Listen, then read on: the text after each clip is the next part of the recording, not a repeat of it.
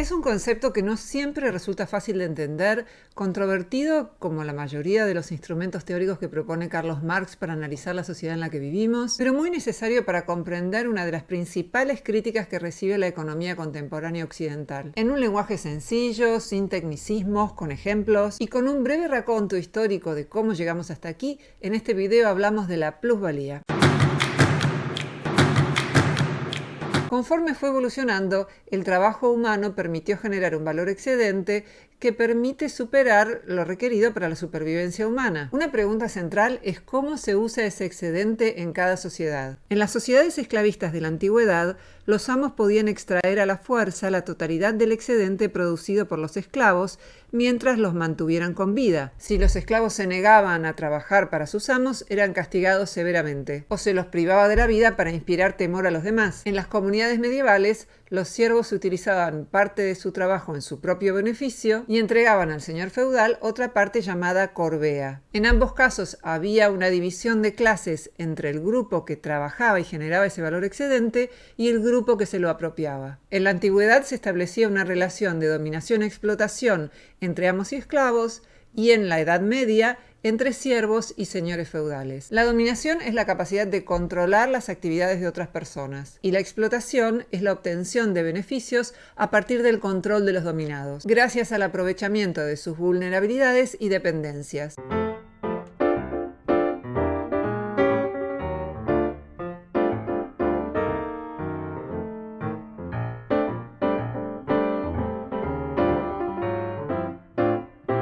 En el actual sistema en el que vivimos, en un principio no había derechos que limitaran la cantidad de horas que se trabajaba ni las condiciones de ese trabajo.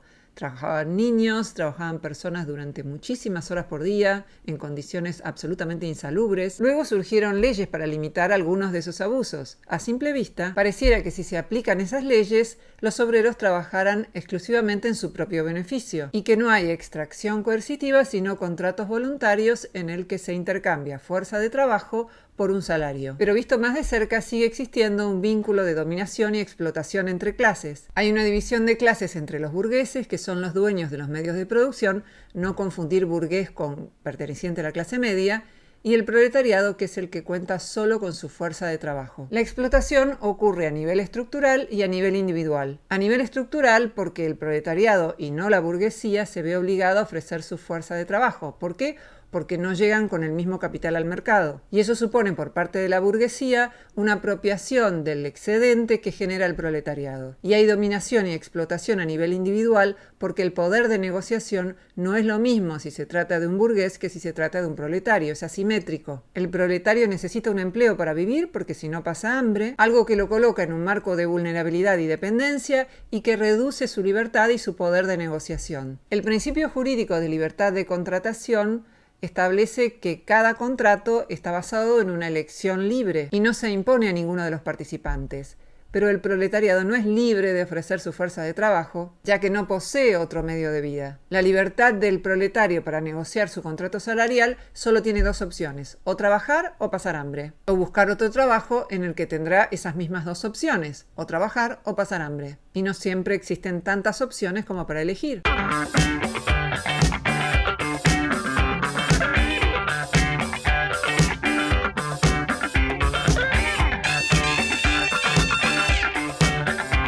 Imaginemos al dueño de una fábrica de camisas. Compra materia prima y máquinas de coser. Contrata obreros y transforma el algodón en camisas. Luego las vende en forma minorista o mayorista. Al contratar a un obrero, compra su fuerza de trabajo, su habilidad para hacer cierta tarea durante cierto tiempo. Ese trabajo incrementa el valor de la mercancía y permite que al venderla su precio sea mayor que el que tenía la tela. Ese incremento en el valor de la mercancía es la plusvalía. El término utilizado por Marx es Mehrwert, que puede ser traducido por más valor o valor excedente. Entonces, en el sistema actual, la plusvalía puede ser definida como la diferencia entre el valor que el trabajador añade a la mercancía que logra ser vendida y el valor que recibe con su salario. El empleador compra la fuerza de trabajo como una mercancía más, tratando de pagar el menor precio posible y apropiándose del valor excedente que genera la mano de obra. En la etapa de producción de la mercancía, el trabajo aumenta su valor respecto a la materia prima. El trabajador produce más valor que el que recibe con su salario.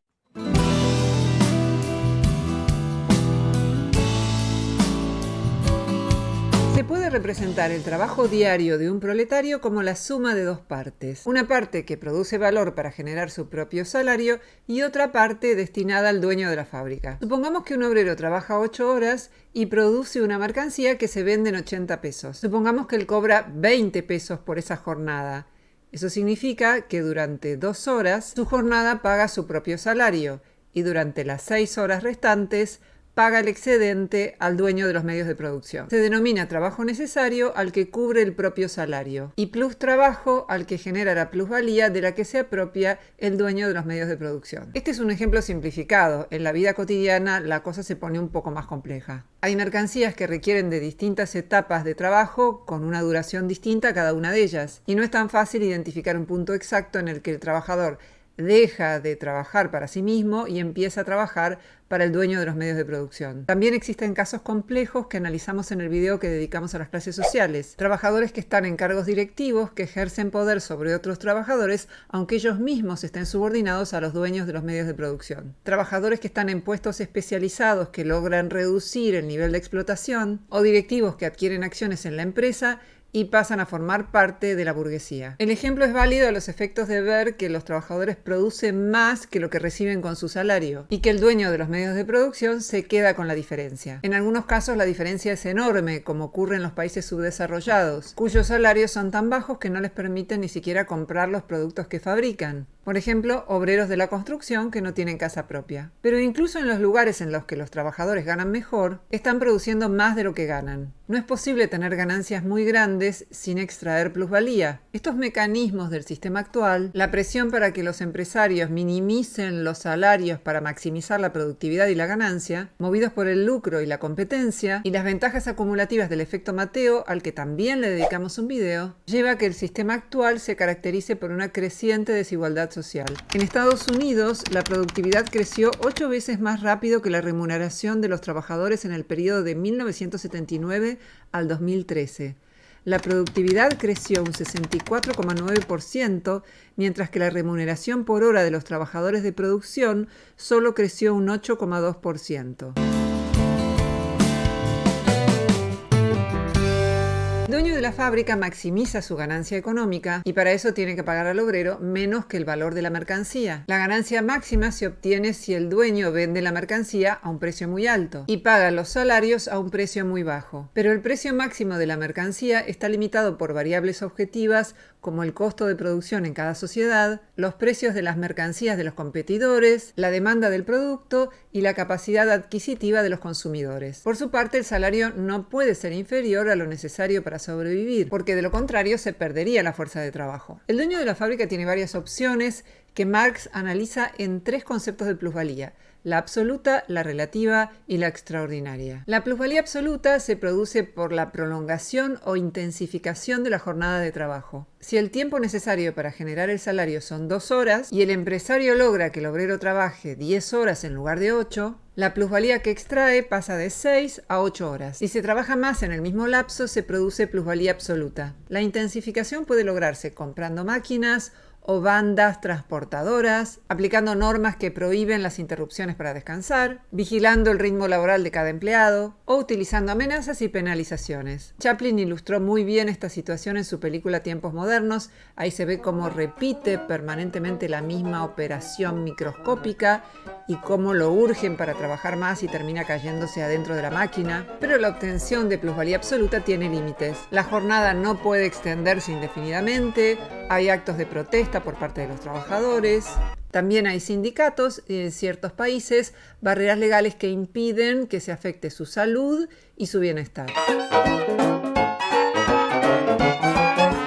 En contraste, la plusvalía relativa consiste en la reducción del valor de la fuerza de trabajo, es decir, se reduce el valor del salario. Si disminuye el valor de las mercancías necesarias para la supervivencia de la clase obrera, el empresario puede disminuir el salario y al hacerlo incrementa su plusvalía. Eso es lo que se conoce como plusvalía relativa.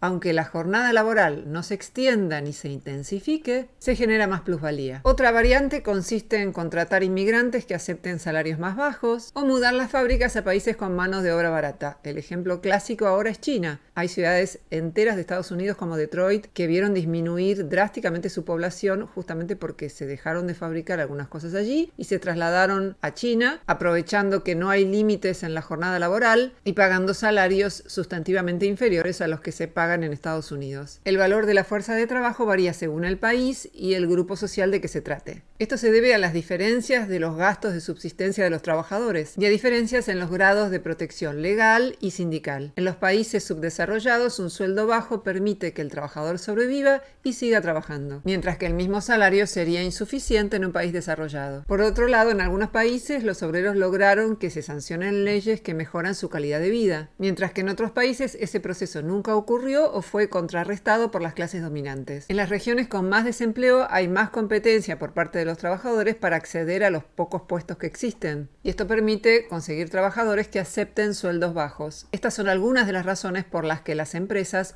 mudan sus fábricas a países con salarios más bajos. La plusvalía extraordinaria es la que obtiene un empresario individual cuando, mediante la introducción de una mercancía eficiente, logra reducir el tiempo de trabajo necesario para crear una mercancía. Pero en relación a otros competidores, si todos los trabajadores requieren de 2 horas para fabricar una camisa y una empresa logra reducir ese trabajo a 1 hora, logrará venderla al mismo precio a mayor ganancia, o venderla más barata y desplazar a la competencia. Las otras empresas se verán obligadas a adquirir la nueva tecnología o abandonar la producción de camisas. Si la mayoría introduce una nueva tecnología, entonces el tiempo de trabajo necesario se nivelará en 1 hora de trabajo por camisa y la plusvalía extraordinaria desaparecerá. Por lo tanto, la plusvalía extraordinaria es una ganancia transitoria que tiene el empresario cuando incorpora nueva tecnología y se adelanta a sus competidores, y desaparece cuando los competidores incorporan esta tecnología.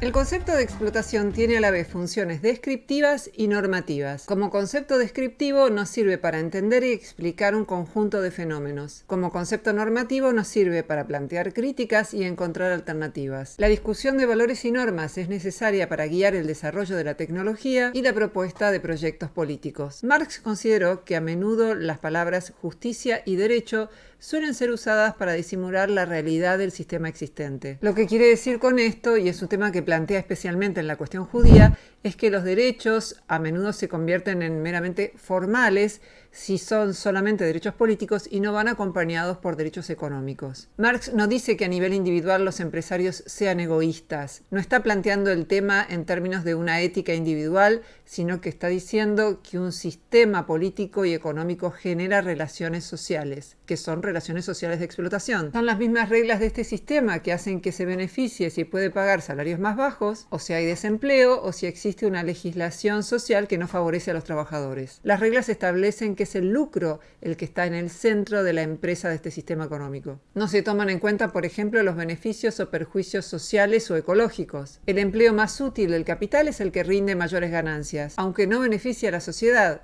Todas las mercancías, incluso la fuerza de trabajo, se venden y se compran según el valor del tiempo de trabajo socialmente necesario para generar las mercancías. Marx reconoció las contribuciones de las sociedades en las que hubo explotación, sin negar que el precio de sus logros fue la falta de autorrealización para la mayoría. Richard Wolff lo ejemplifica con los jardines y palacios de Europa. Reconocemos su belleza, pero sabemos que se lograron al precio del trabajo de muchas personas que seguramente habrían preferido que el dinero dedicado a esos lujos se hubiera utilizado de otro modo.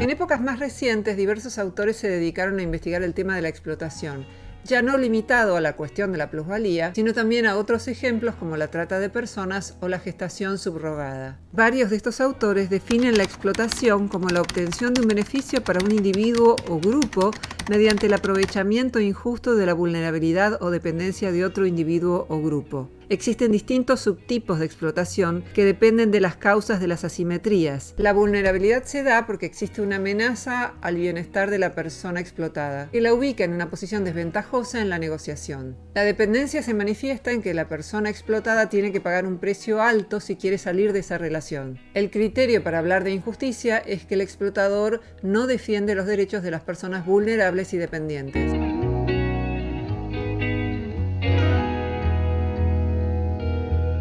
En el siglo XIX, Marx creía que el desarrollo del sistema actual generaría una degradación progresiva y aumentaría la desigualdad y el desempleo. Las pequeñas empresas fracasarían al competir con otras mayores, unos pocos oligopolios dominarían el mercado, surgirían revueltas y las crisis sociales serían cada vez más severas. Esta situación llevaría al surgimiento de un nuevo sistema socioeconómico más productivo y más humano, sin clases sociales ni explotación. Hoy podemos ver que algunas de esas predicciones se cumplieron y otras no. Presenciamos el surgimiento de diversas economías socialistas y mixtas con sus propios aciertos y problemas. No se cumplió lo del advenimiento de una sociedad sin clases sociales, luego de una dictadura transitoria del proletariado. Tal vez porque las clases dirigentes prefirieron ampliar su poder en el Estado. La pobreza extrema se redujo, pero eso ocurrió principalmente en China, que tiene un sistema mixto. Si se utilizan umbrales menos extremos para medir la pobreza, los niveles mundiales siguen siendo muy altos. Los avances son muy lentos y hay tendencia al incremento de la pobreza y de la desigualdad en numerosas regiones del mundo. Hicimos un video sobre este tema. Fueron correctas las predicciones de Marx sobre el aumento de la desigualdad. Algunas personas creen que el problema es la pobreza extrema y no la desigualdad extrema. Pero la pobreza extrema es solo la punta del iceberg, porque hay otros niveles de pobreza que implican vidas que se desarrollan en términos de una gran precariedad. Y si bien una desigualdad moderada es tolerable, la desigualdad excesiva genera asimetrías de poder que perjudican los balances necesarios para una sociedad democrática. Como vimos en el video del efecto Mateo, algunas ventajas permiten obtener todavía más ventajas. Por ejemplo, quienes tienen más dinero pueden acceder a mejores contactos y a mejor información